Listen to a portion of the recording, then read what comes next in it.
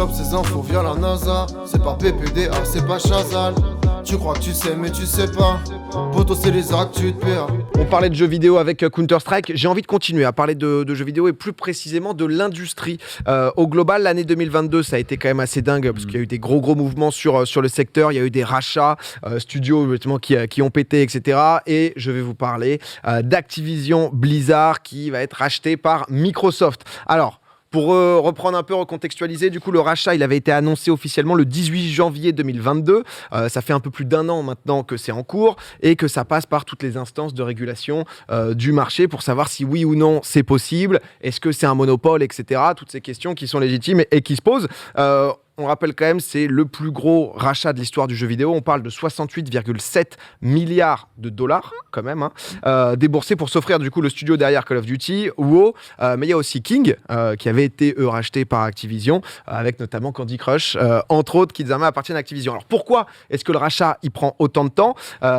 Comme je dis, c'est du côté des autorités de régulation qu'il faut aller voir. Il y avait beaucoup de craintes par les professionnels, justement aussi les joueurs, qui étaient anxieux notamment de voir un Call of Duty peut-être exclusif à Microsoft, donc que sur Xbox. Il y a Brad Smith, donc le patron de Microsoft, qui a déclaré tant qu'il y aura des consoles PlayStation sur lesquelles on pourra sortir le jeu, on le fera. Et le truc, c'est qu'ils vont bien au-delà de ça, puisque ça a commencé, du coup, les petites annonces, etc.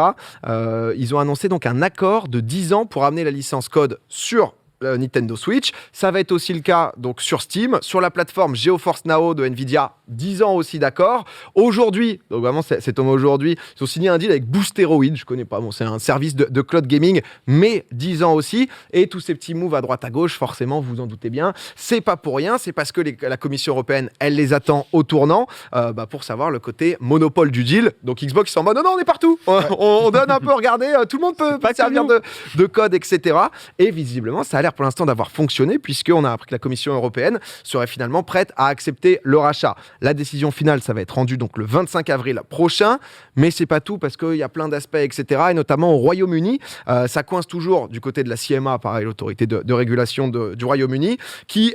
elle, selon eux, justement, ça va être l'acquisition, ça ferait naître un géant inarrêtable. Je cite, du coup, un extrait du rapport. L'acquisition d'Activision proposée par Microsoft pourrait se traduire par des prix plus élevés, moins de choix, moins d'innovation pour les joueurs britanniques. Cela renforcerait la position forte et réduirait de manière importante la concurrence comparée à celle que Microsoft affronterait sans cela dans le marché des jeux dématérialisés au Royaume-Uni.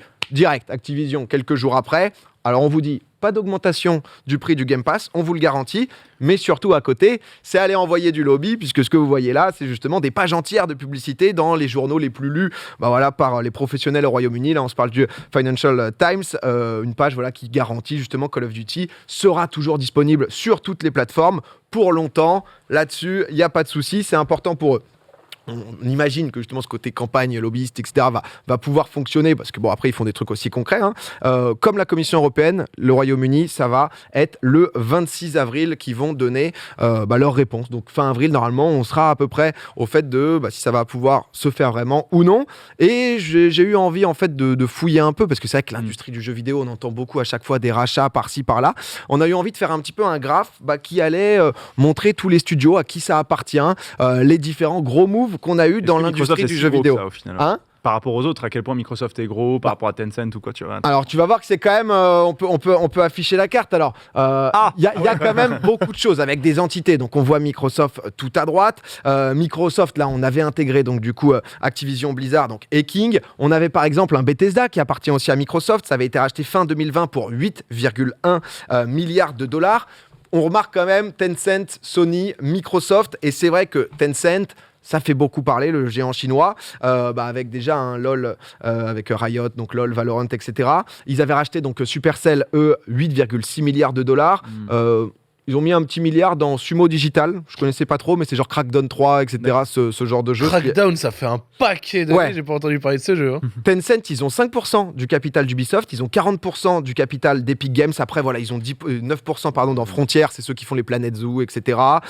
Ils ont aussi, par exemple, chez Fat Shark, 36%. C'est les Warhammer et tout. Funcom, ils ont 30%. C'est Conan, par exemple. Dontnod, c'est Life is Strange, aussi qui leur appartient. 11% de Bluehole. Donc, Tencent, vraiment, il y a eu Ils ont placé leur billes partout. Ouais. Tencent, ils sont allés investir à droite, de tous à les gauche. côtés, quoi. Ouais, c'est vraiment, ils sont allés mettre des pions un peu partout. Et il y avait aussi Bungie avec, c'était Destiny derrière, mais PlayStation, ils avaient racheté 3,6 milliards de dollars. Donc là, c'est un peu brut, mais c'est pour se rendre compte un peu de, voilà, justement, comment chaque géant se renforce un peu avec du rachat de studios et tout, parce qu'on est vraiment là-dessus. Hein. Mais l'abus de position dominante dont tu parlais au début, je crois que ça à partir d'un certain pourcentage du marché.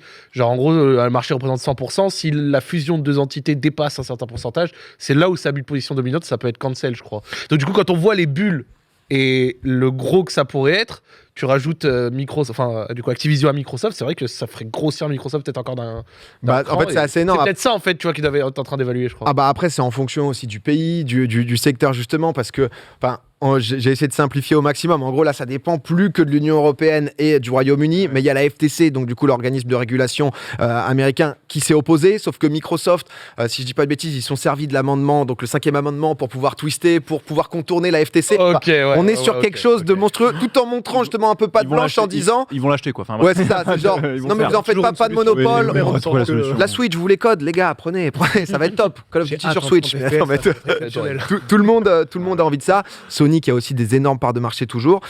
Et en bas à gauche, il y avait aussi, parce que c'était début 2022, ça, mais quand même, Take-Two. Take-Two qui avait pris Zynga, donc c'est les jeux mobiles, Facebook et tout, mais quand même 12,8 milliards de dollars, je crois, et le 3e plus gros rachat de l'histoire du jeu vidéo. Mais voilà, donc du coup, Microsoft, quand même. parce que Activision, on se rend compte quand même de ce que c'est, quoi. Tu vois, Activision qui avait déjà aspiré Blizzard il y a quelques années et qui là repasse, qui est repris par Microsoft. Enfin, c'est vrai que c'est quand même monstrueux, quoi. Tu vois. Enfin, Activision qui Enfin, tu vois, au niveau où j'avais bossé avec eux, tu sentais que c'était très au niveau de l'e-sport, tu vois, avec ils avaient récupéré la Code League, enfin du coup tu avais Call of Duty Activision, puis tu avais Overwatch avec Blizzard, et puis tu vois, tu sentais que il fallait absolument faire des thunes pour pouvoir réussir à faire vivre cette scène-là, et toutes les démarches n'étaient que mercantiles dans ce sens-là, et malgré ça, ils se font racheter derrière. Enfin, tu vois, c'est un game, les Américains, c'est ouf, hein, franchement. Toujours plus gros, quoi. C'est le côté Agario où tout d'un coup tu penses à être bon, mais il y a le monstre de la map. Mais Activision, ça semblait déjà tellement gros, et là Microsoft revenir derrière, c'est ouf. Qui débarque leur les bille dans un peu 70. tous les styles de jeu, tu vois, comme ça, en récupérant du Blizzard, en récupérant ce genre de trucs, c'est non, mais impressionnant. non mais voilà, c'était un petit update parce que c'est vrai qu'on a beaucoup entendu parler. Je sais pas où ça en était, c'est vrai. Plus d'un an sur le dossier, ça avance fin avril, du coup on aura la réponse. Et... Je me demande l'impact que ça aura sur les jeux. Genre sur un Call of Duty, bon, ça c'est assez. Je pense pas énorme parce que eux ils ont envie en fait d'ouvrir de plus en plus, d'ouvrir aux cross-platform, d'être un peu partout, quoi. Ouais, mais je veux dire dans le développement du jeu, dans le business model de ces jeux, tu vois. Encore un code par an ou pas, mais après même pas que Call of Duty. World of Warcraft, Diablo, c'est des grosses licences aussi, tu vois. Moi, est-ce que ça restructure en fait ces projets-là, tu vois. Est-ce qu'il y a des exemples déjà de rachats par Microsoft qui ont été positifs pour les jeux qu'ils ont rachetés, tu vois, je sais pas, peut-être le chat a des exemples. Ouais. Mais tu vois, tu te demandes si ça va être exactement la même direction ou si peut-être. Ouais, est-ce qu'ils leur laissent la main un petit peu sur les projets pour les gérer comme avant, ou est-ce que vraiment ils mettent leurs pattes, quoi. C'est vrai qu'ils avaient racheté Minecraft, c'est vrai que Mojang justement en vrai ça va, ouais, non mais c'est à voir parce qu'après bon c'est pas le même type de jeu justement, un Minecraft d'un code qui sort tous les ans, etc. Mais honnêtement on verra. De quoi? Je suis sûr qu'il y a des modes comme ça qui existent déjà, hein. Ah bah ça va être incroyable. C'est neutre, ni plus ni moins, ouais, mais non mais voilà, j'avais envie de vous montrer un peu où on en était. C'est vrai que parfois j'aime bien ce côté de savoir, le côté secteur, parce que tu entends des rachats partout et dans pas mal de secteurs tu te rends compte justement de qui est si gros. Typiquement l'automobile, c'est intéressant, c'est avec Volkswagen, tu te rends compte. Enfin bref, c'est un autre sujet, on en parlera. Un homme de business, un autre moment. Il aime bien. Non mais tu sais, genre quand t'as juste. On lit Forbes ici, hein, non mais l'overview est intéressante. Bref, les amis, deuxième actu. On va parler de Mickey Mouse, tout simplement, un personnage très célèbre de Disney qui est susceptible, les amis, de passer dans le domaine public dès l'année prochaine. Incroyable. Ça, c'est pas fou. Ça, c'est ouf, ça, quand même. Hein. Comment c'est possible? Je vous le demande. Déjà, on revient à l'origine. 1928, Walt Disney crée Mickey Mouse. Donc, à l'époque, ils ont 56 ans de protection sur la loi donc, de propriété intellectuelle de l'œuvre. Bon, voilà. Donc, pour l'instant, ils sont protégés 56 ans. En 1976, pour anticiper ça, direct, boum, boum, Disney, ça réunit les meilleurs avocats de Los Angeles. Disney, entre autres, parce qu'ils ont fait passer une loi. Ils ont fait pression sur le Congrès américain pour prolonger la loi. C'est banco, de 56, ça passe à 75. le temps passe vite, bam bam, on se retrouve déjà en 1998, même crainte, le lobby pousse et la loi Copyright Term Extension Act est actée tout simplement. C'est désormais 95 ans de protection. Il y a eu tellement de forcing sur la loi, qu'elle a été donc surnommée aussi la Mickey Mouse Protection Act parce qu'ils ont forcé à mort. Sauf que 95 ans de protection pour une œuvre créée en 1928, ça nous amène à une protection jusqu'en 2023.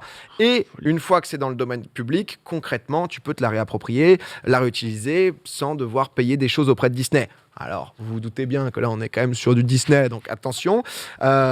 Ça ne concerne pas le personnage de Mickey au global, ça concerne la toute première version du dessin animé en 1928, le Steamboat Willie, donc la version qu'on connaît ici, qu'on pourra désormais utiliser. Ça sera normalement effectif au 1er janvier 2024. Les avocats de Disney, honnêtement, ils sont clairement pas du genre à se laisser marcher dessus. Ils ont bien précisé qu'ils laisseraient rien passer sur l'utilisation de Mickey dans un autre cadre. Tu vois, vraiment, ils ont commencé à mettre des pressions.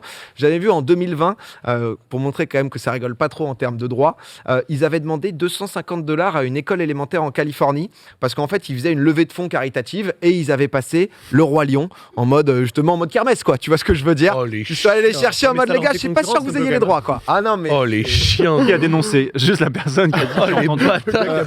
C'est, je crois qu'il y a quelqu'un qui n'a pas payé. Le mec, c'est Disney. Ah bon, ils ont pas payé? Non, mais tu vois, c'est Une juste pour missive. montrer qu'il n'y a pas de blague, peu importe. Ici, c'est les droits, la protection avant tout. Parce qu'une fois tombé dans le domaine public, ça rigole pas. Et il y en a un qui en a fait les frais, c'est Winnie l'ourson. J'allais dire, il y a pas un truc qui s'est passé comme ça avec Winnie l'ourson dans un film d'horreur ou je sais pas quoi Exactement, récemment. Winnie l'ourson qui était tombé dans le domaine public, Oh, la qui folie. a été adapté avec un film d'horreur.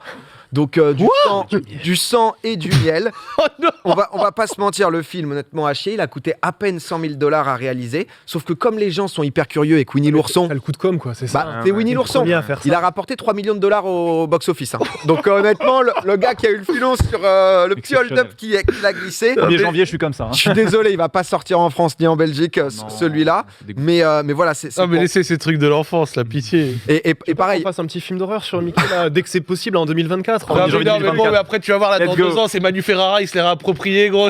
10 millions au box Non mais tu sais office. que en fait c'est que ça parce que Winnie pareil je crois que c'est un peu différent parce que Disney avait racheté donc c'est pas un peu différent de base mais en gros les mecs ont dit justement que c'était une utilisation différente de Winnie de base d'à le mettre dans un contexte totalement Ouais. différent en sortant ce film. Bref, c'est passé honnêtement, mais on risque de voir ce genre de choses peut-être sur Mickey Mouse et je pense que là Disney ils ont dû réinvestir un peu en avocat histoire d'avoir la structure liée. Nous en France, j'étais curieux, c'est 70 ans la propriété intellectuelle sur une œuvre à partir du décès de l'artiste. Donc du coup c'est une Ah fois oui, que mais l'artiste t'as est le temps de décédé, bien voir. il y a 70 ans de protection. Et il y a, il y a quelques exceptions pour les grands auteurs justement qui bénéficient d'un régime un peu spécial. Par exemple, Antoine de Saint-Exupéry, c'est en 2051 justement que les œuvres tomberont dans le domaine public alors qu'il était décédé en 1944. Ça existe Donc- en histoire beaucoup. Ouais. Actuellement, il y a des éditions qui reprennent des gros bouquins d'historiens qui datent des années 20-30 et qui les republient en ce moment en mode édition de fou, etc., qui mettent beaucoup d'argent sur le marketing, alors que c'est des très vieux bouquins qui sont plus trop à jour, etc. Donc ça se fait aussi dans le domaine de l'histoire. Ah, mais c'est vrai que c'est un vrai game que j'ai découvert là avec, Ouais, ouais. avec Mickey et tout, même tout ce truc de loi qu'ils ont repoussé de plus en plus. Mais bon, on verra. En tout cas, 1er à mon janvier avis, 2024, il y en a déjà, ils vont Ouais. faire des streams en costume. À mon avis, il y a toute l'équipe d'avocats de Disney, ils sont comme ça. Ils sont... Alors attends, comment est-ce qu'on peut encore étendre le truc? Tu me donnes des idées là maintenant que j'ai un peu de cash prize. Oh qui est bah là, arrivé, là. Je sais dans quoi il va ça part investir. directement, la super production Mickey Mouse. Dans 65 ans, tu reprends toute la DA de Popcorn. Je suis pas mort encore, mon Oui. pote. Parce que ce petit plateau là, C'est pas terminé. Ah, le logo, là. Attention, aux avec avocats un film d'horreur, popcorn. popcorn, sucré ou salé. Attention à ça. Ouais. Dernière actu, j'avais envie de vous parler aussi d'animaux et plus particulièrement du loup. Voilà. Oh. Il y a une petite carte qui date de 2019, mais pour montrer la présence des loups en France, régulière, occasionnelle. On en compterait plus de 600 dans l'Hexagone. Le nombre est de plus en plus croissant parce que quand tu fais la comparaison avec 1997, tu vois qu'ils sont de plus en plus nombreux. Alors, ce qui suscite aussi pas mal de polémiques autour, hein, parce que ouais. quand t'es loin, c'est cool. Quand t'es dans la région, ça peut être un peu plus problématique, Ouais. clairement. Mais c'est pas pour ça que je vais vous en parler. C'est parce que dans le Minnesota, il y a une association qui s'appelle Voyageurs Wolf Project qui ont eu pour but en fait de récupérer le maximum d'infos justement sur cet animal, comment il fonctionnait, comment ils vivent, etc. Parce que forcément, le loup, ça fait rêver, quoi. Ils ont installé des GPS sur des dizaines d'animaux afin de voir comment ils vont de territoire en territoire. Alors on le rappelle, hein, les loups, ça vit en meute. Ils couvrent une zone qui peut aller jusqu'à quand quand même 400 km² pour chasser. Ah oui. Évidemment, chacun sa zone, on respecte. Ici, ils ont très bien compris, les loups, c'est pas de blague là-dessus. Et du coup, pour le cas de l'observation, ils ont donc du coup, chaque meute était composée de 5 loups et ils ont posé donc du coup 6 colliers sur 6 meutes on voit différents quel point et c'est 6 précis. animaux différents. Donc tu vois, la meute bleue Attends, avec ça se un rentre des loups. quasiment pas dedans. Non, et il y a le 6e vraiment, loup qui est arrivé un peu après. Mais du coup, chaque meute, qui est représentée par chaque couleur, a vraiment sa limite. Incroyable. Ça va pas. Oh les blancs, ils font des dingueries là, chez les rouges là. Jamais de truc là. Ça va pas plus loin. Les blancs, t'as raison, ils ont eu 2-3 divagations là, un peu en mode pixel war, tu vois. Genre, Mais c'est vrai que je trouvais Napoléon, ça assez incroyable. C'est pas tout récent, ça des 3-4 ans, mais c'était ressorti. Et c'est vrai que j'avais vu ça et je me suis dit, putain, parce qu'on a toujours ce mythe des loups, le côté territoire, etc.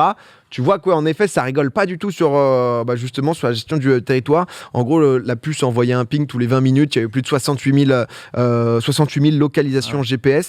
Et il y avait une autre map aussi qui était assez sympa avec un loup femelle et mâle. Et en gros, il s'était perdu de vue. En rose, c'est justement le loup mâle qui va essayer de retrouver la trace de la femelle et qui va aller la chercher. Donc, ils se sont croisés à des moments où tu vois qu'ils étaient pas si loin, que ça s'est un peu tourné autour, etc. Donc, on est juste à côté de l'Ontario, ça reste dans la zone jusqu'à rester l'un avec l'autre, Mettez-vous d'accord à un moment donné, envoyez-vous être WhatsApp, ensemble et pouvoir c'est bon aussi, là, tourner autour. pouvoir rester ensemble. Mais voilà, j'avais juste envie de finir avec une petite. Oh, c'est mignon, ça, dis donc. C'est mignon à la fin là, tu les vois les deux petits points. Là. Ouais, tu vois, ils sont en mode, c'est pas. Il y en a un qui a bouffé l'autre. Voilà.